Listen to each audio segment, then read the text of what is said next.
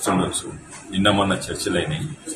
అయితే ముఖ్యంగా నాయకుడైనా అధ్యక్షుడున్నా అందరు కలిసి ఒకటి చెప్తే పార్టీ కూడా అది విన్నారు. ఆయన నా మనిషి, నేనే ఆయన తీసుకొచ్చిన. మరి ఎందుకు ఇట్లా మీ మనిషి నేనే ఆయన చెప్పిన, కానీ అది చట్టానికి విరుద్ధం. ఒక తప్పైంది ఏంటంటే ఇన్నేళ్ళు పార్టీలు ఉండాలి, అట్లేదు ఉన్నాయి. సరే అయిందని అందరినీ పిలిచిన, ఈడో నాయకుడు ఆడో నాయకుడు వీళ్ళందరూ చెప్పినా ఇప్పుడు అయిండు, మన బాధ్యత ఆయన బలంగా చేయాలి. అండ్ ఆయనకు చెప్పినా అందరినీ దగ్గర తీసుకున్నాను, అందరినీ దూరం చేసుకుంటారు. ఆయన బలిస్తున్నారా బలి చేస్తున్నారు సార్? ఆయన నిన్ను బలిస్తున్నానా, నేను నిన్ను బలి చేస్తున్నానా? నిన్ను బలిస్తున్నానా? మీ ఛానల్ ను బలి చేస్తున్నానా, బలిస్తున్నా?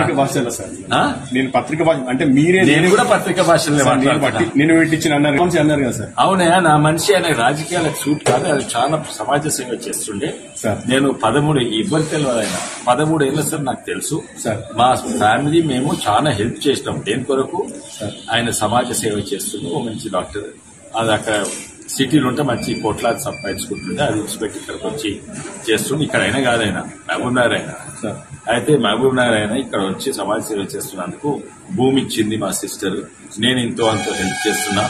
మా కజిన్ సిస్టర్స్ వీళ్ళందరూ కలిసి ఏడాదికి 10 లక్షలు 15 లక్షలు ఎంతో ఇస్తామండి, చాలా ఇచ్చారు. కానీ రాజకీయాలకు సూటబుల్ కాదు. వర్గాల కాదే, ఓ గట్టి పార్టీ ఉంటే 10 వర్గాలు ఉండాలి, 10 పోటీలు ఉండాలి, కానీ కలిసి పని చేయాలి. తాండూరులో కూడా అంతే. మా ఇద్దరితో కలిసి పనిచేస్తారేమా, కలిసి పనిచేయాలి. కానీ అన్ని వర్గాలు కలిసి వీడు వద్దు అంటే అప్పుడు ఏదో తప్ప. కానీ రైల్వేస్ ఏమో నాకు చిన్న చూపుతుంది. వచ్చే ప్రభుత్వం మాదే ఉంటుంది, నేనే రైల్వేస్ మినిస్టర్ అయితే తప్పనిసరిగా ఇక్కడ ఆపిస్తాను.